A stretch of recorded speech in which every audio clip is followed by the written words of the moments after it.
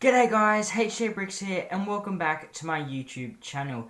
I hope you guys are having a fantastic day. I know I certainly am. And today, we are going to be talking about the very thing I hold in my hand, and that is the Lego minifigure. Now, Lego minifigures are such a common element in Lego sets. I'm sure of you all have a collection like this in your home. Tons and tons of random minifigures from all your different sets. They are so common, almost every single set has them. And so today, we're going to be discussing some of the greatest methods of storing these Lego minifigures so they're not just all in these huge piles collecting dust. I have a lot to clean up. Let's hit the intro.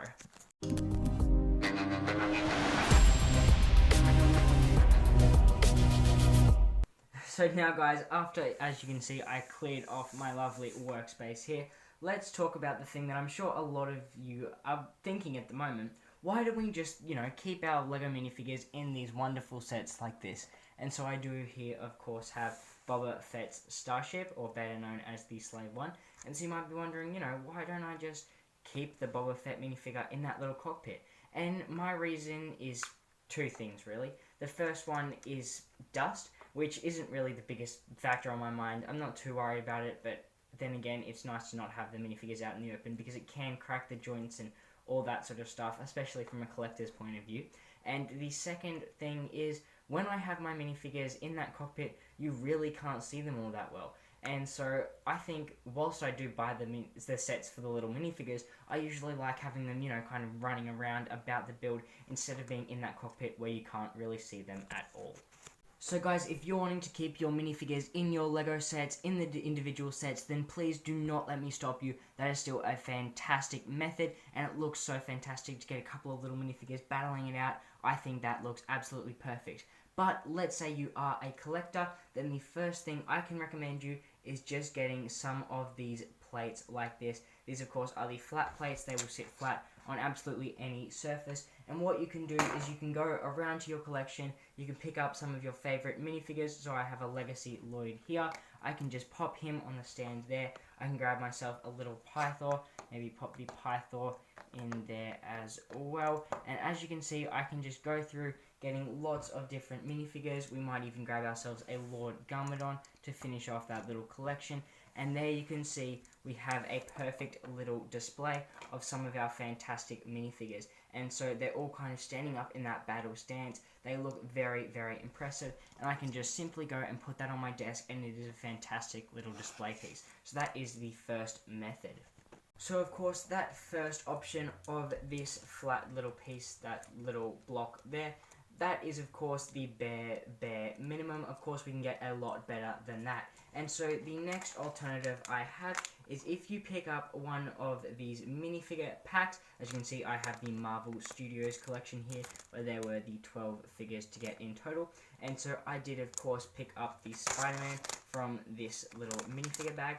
But in those minifigure bags, what you do get is a little platform like this, little black platform with the 4 studs on the top. And in these packs, you also, the most recent packs at least, you have been getting a little black stud with a clear stud attached to that as well. And so what you can do is you can attach that to that black base, and then your minifigure is kind of lifted off the platform, which of course is how I display my very own minifigure.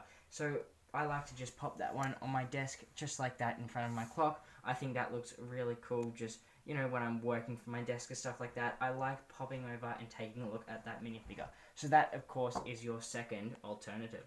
Now, the flat technique that we used in the very first method is nice, but we can definitely do some upgrades. So the next method I have here is a bit more of a double-decker couch sort of method, if you would like. And so basically what this does is it takes 2 levels and it puts just a series of columns or bricks in the middle there. And so then you can display multiple levels of figures. So I can just put that down on my desk there. As you can see, we can change these minifigures out. So I've just got a Zane, Pythor, Garmadon, and Lloyd, as those are the ones that were most easily available to me. But you can see this would look really nice, maybe not in front of the clock obviously, but kind of off to the side, just in front of the Lego set. Another really nice way of displaying your minifigures. Now, Lego minifigure stands have been wanted around in the Lego community for a long, long time. And so of course in certain sets like this Star Wars Yoda set, we did get a special stand which had the UCS plaque and it also had the Yoda figure on it. And so you would just have, imagine your Yoda figure is the DeLorean there. You would just put your UCS plaque in front of it, you would display it. It's a really nice way to both show the minifigure and show that UCS stand. But what happens if you buy a Lego set like the UCS Millennium Falcon? As you can see, there is no further attachment from where we could put our figures. And so you're kind of just left with the plaque sitting there. And I know that the whole, general idea is that you would put your minifigures in the actual UCS Falcon, but then you can't see them, which I don't really like. So I have gone ahead and created this very nice stand where you can fit every single minifigure, and of course you have the porgs on either end, because who doesn't love a symmetrical set? So the way I've done this is I've basically taken some of those plates that we saw in the very first method, and then I've also taken some of these black pieces here. So this would require buying 3 of the little minifigure bags. But as you can see, we have one of the black plates there, one of the black plates there, and one of the black plates there. So 2 on the edges, 1 in the middle. And then we also have these black bar running along the bottom there. And so because it's got those 3 plates, that allows this to be flat on the desk, and I think this is a fantastic way to display those amazing minifigures. As you can see, I have also made it so that we've got one further back, one further forwards, and so that is a way to just spread them out nicely without having them all bunched up too close together. So another fantastic and definitely my favourite minifigure stand. Now, that basic stand is nice, but sometimes you've got to be a little bit creative and spice it up, and one of the best ways to do that is put one of your characters in the sort of scenery that they would belong in of course their TV show, movie, wherever these characters come from. So as a lot of you would probably know, one of my favourite characters is the Mandalorian, and of course his little buddy Baby Yoda. And so I have created a really cool scenery to display these figures. As we can see here with the fading sun on Tatooine and the Mandalorian with Baby Yoda or Grogu, this is a very nice display. Of course, I didn't have all the brown bricks I needed in my collections. This is very rough. As you can see, we've got a little bit of odd bricks here and some random holes over there. But I think as a whole, this is a really nice display option. Of course, you get this black sort of base. Just put a couple of base plates down and then kind of build up your scenery. So we have this sun here and we have a lovely, nice sunset backdrop. So if this didn't have these bricks get missing here, I think it would look a lot nicer, but this looks so nice just kind of sitting onto the side of your shelf on the side of your wall, and is a fantastic way to display some of your favorite characters. This is a really versatile option, and it's a really great way to express your creativity for your favorite characters. We have been through a lot of display options today, but it is finally time to get to the last one, and personally probably one of my favorites, just because it's simple design and its effectiveness to display these minifigures.